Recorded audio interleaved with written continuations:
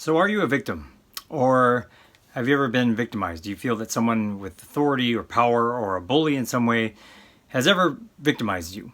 That's what I want to talk about today, because I believe that the victim archetype is something that we are all familiar with. We are beautiful babies born into this world. We are complete innocence, okay?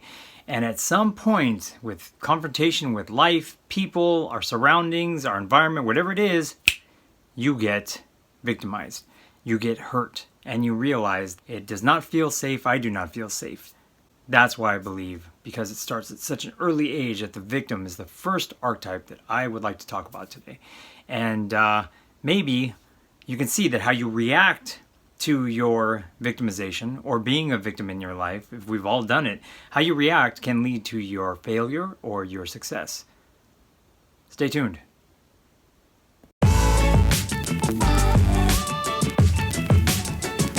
How are you doing? Welcome to the Legendary Daddy channel. I'm Legendary Daddy. This is my book, Legendary Daddy, and today I want to talk about victim, the archetype of victim. I want to start with victim because I believe, like I said before, it's something that we all share. First, let's start with a definition, okay? So, a person harmed, injured, or killed as a result of a crime, an accident, or some other event, okay?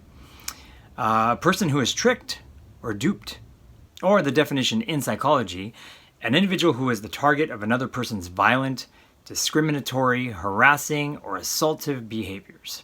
So when it comes to the definitions, if you look at them, someone who's been assaulted from a crime or something like that, or someone who's been tricked or duped, think about a victim of a prank or a joke or something. And then you have the psychological definition, which is much more about living under the torment of another individual or another group that just keeps on pushing you down. Like I said, I think that we all share the victim archetype. And I really want to talk about it in a little depth, especially when it comes to the light and dark side of it, because some people seem to just go forward in their lives not having to worry too much about playing the victim or being a victim or being treated like a victim. And some of us just get stuck. I'm talking like for years, decades. So why don't we take a look real quick? So when it comes to the light side of being a victim, which there is a light side too. It's not just only everything just going completely wrong or difficult. In fact, there are other archetypes that are associated with the light side. Maybe I should start with that.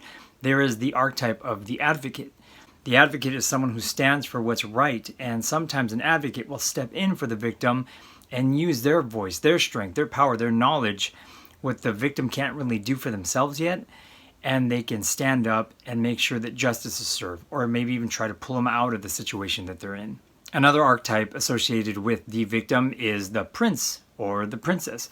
Now, when it comes to this one, think about Prince Charming. When you look at those old movies like Cinderella or Snow White, Prince Charming, what it was is it's pretty much a person who has power. And this person with power comes in to save and take the victim away from the oppressor that they are stuck under. Like I said, think about Cinderella, or look at Snow White and think about the oppressor in Snow White. These were horrible, horrible, horrible bullies, narcissists, complete, just dangerous. And these young women had no other way out other than for a prince to come and save them. Someone with authority, someone of the opposite sex. I wish I had a better example of in terms of like a princess who comes in to save a man. I don't have that right now, but it's vice versa. Prince and princess, a person of power stepping in to help out the victim. And then there's also the angel archetype. So the angel archetype is, similar to the prince and the princess because they come in power, but they come from a spiritual side, and they can come in and make sure that the victim feels healed, protected, and also shine their light on them to maybe even share some of the wisdom that they have in terms of connections to spirit or to God. So those are some of the archetypes that are associated with the victim archetype. But when it comes to the work of the victim, when you realize that you're part of a community of victims, you can find help. 12-step programs can do this in some ways, or programs that help people deal with the abuse that they've gone through. You've seen it on TV before, people sitting in a circle, sharing their feelings, sharing how they are. I love it. I think, I'm not really a part of those anymore, but I have been part of something similar, and it's been something great. Right now, I follow a YouTuber. Now, this YouTuber is a victim. That's not a bad thing. They were born into a cult, a religious cult, and this YouTuber explains what they went through, what was normal in their cult, and after decades of being in the cult, the difficulty and almost impossibility of leaving the cult. So I follow this YouTuber, and I love it because this YouTuber is a survivor. And that's what happens when you are no longer the victim, when victim is a big, huge archetype in your life. Not just a little bit of victimization here and there. When it's huge, you can grow into the archetype of survivor.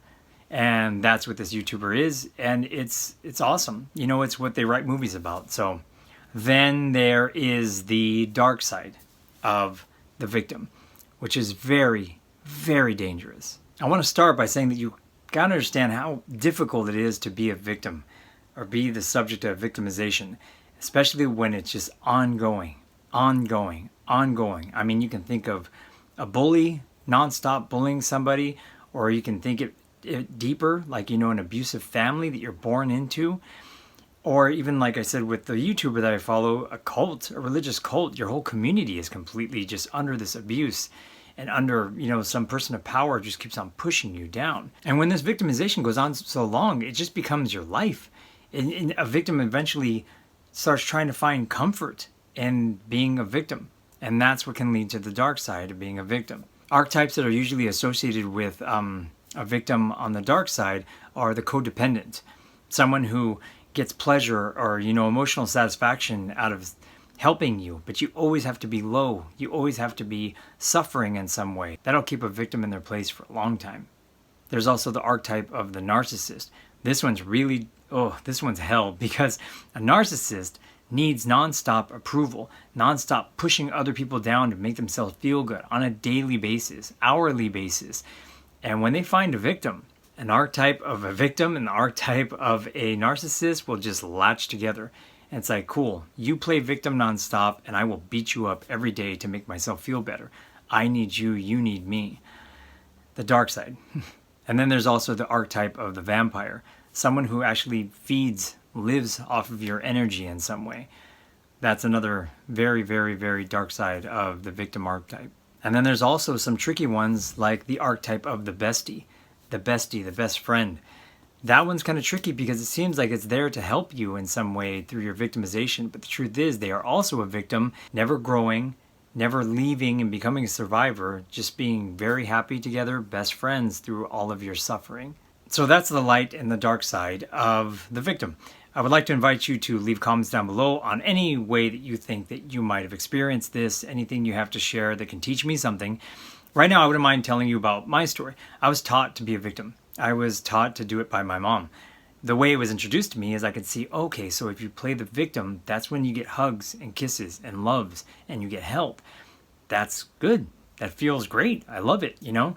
That's what my mom taught me. My dad was trying to get me out of that, but it's kind of hard not to get connected to that love thing. And that's the way it was taught too. Like I said, it was taught with my mother's love. So that bond with being a victim stuck around for a long time. I rebelled out of it probably in my teenage years, but I was really mixed up. I became part of a group, this group at my high school where there were a lot of kids my age that were talking about the pain they went through, the suffering they went through, and feeling like a victim and feeling stuck. There was so much forgiveness of others, forgiveness of myself.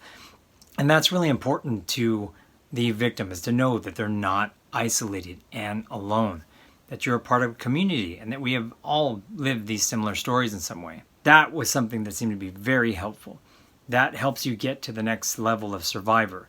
I guess in some ways I think like it didn't help, because when I got out of that group and I was there for years, I started realizing I started playing the victim again, you know, pretty much into my 20s and maybe into my 30s a little bit. And then one day I just stood up and just said, you know what, I'm not doing this anymore. I don't care how much people get hurt or how much, you know, this is not working, and marriage and kids is hopefully going to be on the way, and I can't teach them to live like this. So I really did kind of like rebel in a very healthy way. I became healthy. I became successful. I started doing a lot of better things in my life, and it was so crazy because of all the community of victims I had been around. Many of them were completely against everything that I did. They were completely shouting out pretty much, "You're making me feel like a victim. You're a bully now because you're not us." And it was very difficult, especially when it came to my own family and my own mother. But I had to do it. I had to, you know, stand up, stand tall, because I didn't want to repeat this pattern, this process for my kids. I didn't want my kids to understand or fall into it the way I did, because there's a lot of love sometimes involved in that. But you can also keep yourself isolated and alone. And when you're really isolated and alone, when you really have no one to turn to and you've really played victim way too hard, that can lead to very, very, very self-damaging things, even suicide in some ways, or even just flirting with losing your life. So that's what I wanted to share with you today. Please do me a favor, share this with anyone who needs it. Click like, subscribe, click the little button, the little bell, so they'll ding ding, and come back for the next video. I'm not sure what I'm going to do for the next archetype, but it'll be coming up soon. Peace.